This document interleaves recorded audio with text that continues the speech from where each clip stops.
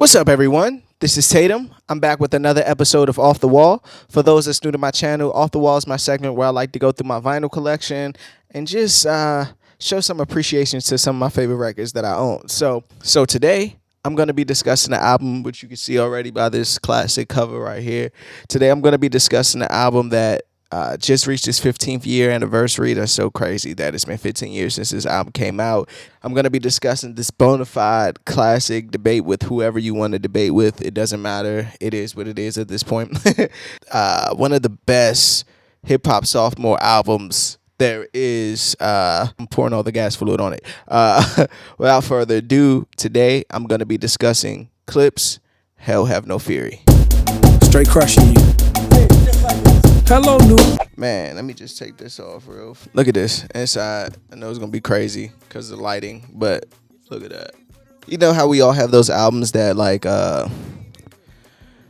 albums we grew up on that just like shaped us and mean so much to us. This is one of those. I can remember being in 11th grade when this album came out, and just the ice cream phenomenon, the BBC phenomenon, the ice cream sneakers phenomenon. It was crazy. Like in the Clipse. This Clipse album was like the epitome of all that. Like it summed up all that. And one thing I do love about this album too, the cocaine white vinyl. Oh my gosh. That's so dope. Clipse second album, totally produced by the Neptunes, which I think also that it was majority just Pharrell, you could tell. Just a great sophomore to come back from all the stuff they were going through with their record company where they couldn't get it released. This was like 5 or 6 years since Lord Willing, which is crazy. So like a lot was riding on this one, and I think they fucking knocked it out the park. I'm gonna put this record down. Let me just fan out and talk about some of my favorite moments on this album. Hopefully I have some Clipse fans out there and you'll be with me in the comments. So let's get into it. I just remember hearing Me Too, Mr. Me Too for the first time, and that song is so ill and it's so simple. Like the simplicity of the song makes it so fucking amazing. And I'm thinking about it, and I'm thinking about all those like Neptunes Clipse like first singles, or whether it was Grinding or this or I'm Good. Like it's always Clipse and Neptunes, they just know how to make a perfect record. And this album also reminded me, listening back to it, of how much I miss, and I can't wait, but how much I miss Pusha T, hearing him on Neptune's beats and these not so gloomy, dark Kanye beats. If you listen to this album, yes, the Neptune sound for the most part, but it's not that like Holla Back Youngin sound. It's more of like this. It's weird. Like listen to the production. Take time to listen to the production on this album and feel how weird it is. Like it's like this futuristic ghetto hip hop, like pop kind of, like listen to Dirty Money or Ride Around Shining. Listen to Ride Around Shining and listen to how it has like those like that hip hop bounce, but it has that like it's just like this weird spacey like thing, but it's not your typical Neptune sound to me. Going back to Mr. Me Too and thinking about just how simple that video was, and I remember seeing Pharrell with the tank top on, with the Louis, with the scarves and the big ass chains, and the ice cream is just everywhere, and it was like, oh man. With the did they even have Louis V Millionaires at the time? I gotta look back at the video. I think they might have had the Louis V Millionaires, but I'm not sure. Even to start, let me go back real fast. To go back to the Got It For Cheap intro, which was, if you're a Clipse fan, you know all about We Got It For Cheap mixtape series that held us off in between Lord Willing and this album. So one of my favorite lines in there is where I think it's Pusha, and Pusha says something like, I'm the best since he died and he lied. It's just one of those lines that stood out to me. And one thing I also wanted to talk about, just celebrating this on this 15th anniversary, is how you can hear, I'm not sure if I'm just older now and realizing these things, but listening back to it, you can hear the difference between life paths between Pusha and Malice. No Malice. Certain songs where he even talks about, you know, bigging up his baby mother in some way, or wronging his grandmother, putting family business in the street, or selling drugs and the consequences of that. Like he was already well aware of the pros and cons of the game that he was in. Push, on the other hand, is just like the young brother who's like, fuck that, man. I'm going all out, guns blazing. Like the Pusha T sword was so sharp on this album. He has a line on there where he says, "They pray I don't go solo." Like, and look what happened. Like, one thing I also noticed about this album that I love is that, and I read this too with Pusha T, is that he was heavily influenced by B.I.G. during this album. So listen to his words and listen to his cadence and how he's talking and who gonna stop us? Fuck the coppers, the mind of a kilo shopper. Like, I ain't spent one rap dollar in 3 years. Holla, money's the dragged by a dog collar. Now whole follow. Like, it's like this weird. Even though some song he takes the vocal inflection of Big when he like he got this weird pay homage to Big. Listen to every song. He's rapping just like Biggie. But I think that helped craft the Pusha T sound and flow that we love and know today. Mama, I'm so sorry. I'm so obnoxious. Gather around. Like, that beat is just, I can't even hear anybody else on that beat. Like, it's so weird and that's all like a horn's just beeping throughout the whole record. Whamp whamp. I remember whamp whamp beat. I'm listening back to it today and I'm like, God damn, this whamp whamp beat is still so fucking hard. Like, we forget, and also we forget Slim Thug. We forget that Neptune Slim Thug era, like a boss era, that I ain't here to trick or treat. Like, we forget about all that era that was just like that early 2000 era that was just like fun. Like, you'll have the Neptunes with Slim Thug and Slim Thug on a Clipse record singing a hook to like this hard, these like Brazilian kind of tribal drums. Like, it reminds me of the Beautiful video. And they're just so hard and clear. I can't even describe how ill that beat is. I remember, quick sidebar, I remember like being like a rapper and shit, and back when I was a teenager and shit, and finding instrumentals, and this is one of the ones that we would just vibe out to. It was just so fucking hard, bro. That beat on Wamp Wamp is so hard. And even on that, Pusha T, hey mama, me fly papa, like he's doing the Biggie flow on that one as well.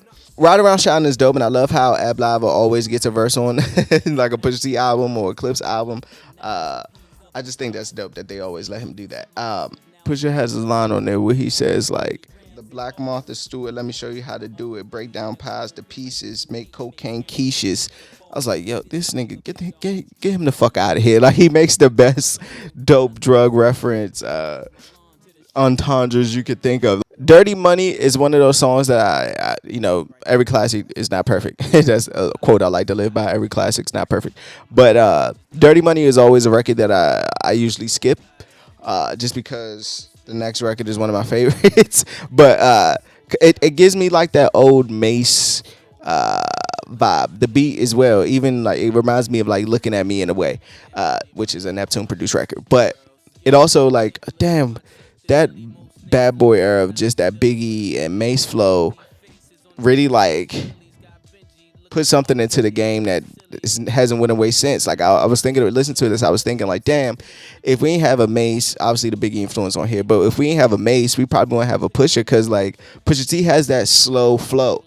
Like, his voice inflection is sort of close to Mace, which is why he could do the song like Mace on My Name Is My Name, because their flow, and obviously don't rap about the same things, and one is better than whatever, however you want to look at that. But it just made me think and appreciate, and Mace is one of my favorite rappers when I was growing up, but made me appreciate how dope that Bad Boy era was, to how injected their sound is into music and is not leaving.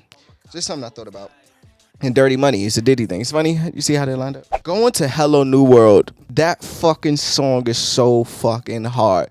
That 4 beat counting that Pharrell always does, the boom boom boom boom boom boom boom boom boom boom boom, and then just drop that hard ass beat of just like, hello new, and hello new world, here we come on them, and the beat is like, it's like this reverse sound. It's a weird beat, but it's so fucking hard to this day. Sorry, I'm fanning out, but that's one of my favorite song clip songs. One of my favorite Neptune beats. It's just like, what the fuck was that? Like, and it's nothing that sounds like this album. Like, this album is one of a kind because it's nothing that sounds like it at all. Like it's like you can't find another, not even another Neptunes produced album sounds like this. Say yes, nigga, hit the and they know it's me. And then it's funny because Malice kind of like, and Hello New World, he kind of predicted his own destiny in a way. Listen to the verse he put on there where he talks about I'm not just so-called famous rapper. Basically, like, change his life around and trying to teach you how to live. You know what I mean? But it's crazy that how the chips fall. Like and that's not in a bad way whatsoever. I'm just acknowledging how things are tying, like, you know. Now, the next record, Keys Open Doors, my favorite record on here. Shit so hard. Probably top 5 Pusha T verses of all time. And I'm gonna save it. I'm not gonna talk about the song much because my favorite line on here, I'm gonna save it for my favorite line. But that song is clearly probably one of my favorite Clip songs, one of top 5 Pusha T verses.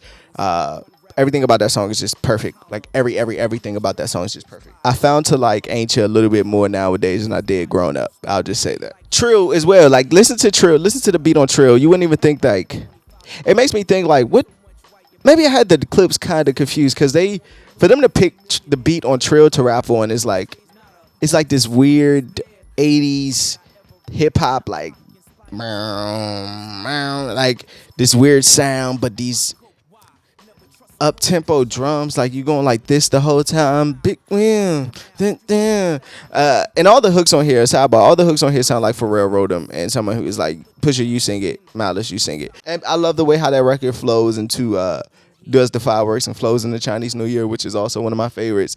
And that beat is just so hard. I'm at your door, your angel's like, wow, you here in front of the crib sounding like Chinese New Year's, blah, blah, blah, blah. Like imagine me I used to be on a bus going to school in the morning with just my iPod shuffle on, listening to that just like 7 o'clock in the morning, listening to Chinese New Year's, just blah, blah, blah, blah. And then they close out with Nightmares, which is another fucking great record with Bilal. This is the one on here that the song structure is so dope because it goes into like Bilal, hook Bilal, then it goes into Malice, I believe. Or maybe it puts it, I'm Leonardo, catch me if you can. I know that's Malice. But and then it goes into like this Pharrell weird vocal bridge. I'm look over your shoulders, trouble's near. Like it's my favorite part. And then it goes into Pusha T. I do the Willie D flow. So just a great song to close it out, man. Like after all this shit we talked about, we made it seem like we was the biggest, not biggest drug dealers of all time, but just the glorifying drug dealing life in some aspects, talking about how it's bad, and then at the end of it, I'm having nightmares. Like it ain't all so glamorous, you know what I mean? Like at the end of it all, I'm having nightmares, and like this life ain't what it's supposed to be. Great closing to the album, man. Great fucking closing to the album. Let me get into my favorite songs. Keys Open Doors, Nightmares, and a full-weight toss. I'm gonna go with Hello New World, but Mr. Me Too is right there. Worst song, Trill, just because it's just too long. It's like 2 verses too long. Best line is Pusha T on Keys Open Doors. Open the Frigidaire, 25 to life in here, so white, you might think your holy crisis near. Illa's bar. Illa's line, like it's so you could just vision that, right? It says so much and so little. Open the Frigidaire, 25 to life in here, so white you might think your holy crisis near. He just says so much shit. The realest shit I ever wrote, not Pac inspired, but crackpot inspired my real niggas. Quote, bitch never cook my coke, why? Never trust a hoe with your child. Yeah, that's it. With that being said, let's wrap this up. Keys open doors, keys open doors, keys open. First of all, just happy 15th anniversary to this classic album. Look at that cover. I can't get over it again. Look how classic that cover is. Like, just sitting on the stove, all the money in the background, the crown, the ice cream, the Jacob watch. It's just a time capsule in itself. My favorite Clipse album, I think, is the best Clipse album. Lord Willing is also classic, but this one is just perfect. And to go through all the stuff they were going through at the time, the 5-year hiatus when they trying to get out that deal with Arista, which turned into Jive, which just turned into a mess, like he said. And I'm sorry to the fans, but them crackers weren't playing fair jive. It's just great that we got this album, and it's such a monumental album just in hip-hop. Just the culture of hip-hop, just look at the style of it. Like I said, it represents a time period that you just had to be there to see. That's all I got, man. You guys let me know in the comments what some of your favorite records on this album. Let me know, do you think this is the best Clip album? And yeah, just let me know in the comments. Let's discuss it. And where were you when Hell Had No Fury dropped? Let me know in the comments. Before I get out of here, though, I do want to just give a quick. Let me say, I just want to give a quick RIP to Virgil. Just a legend.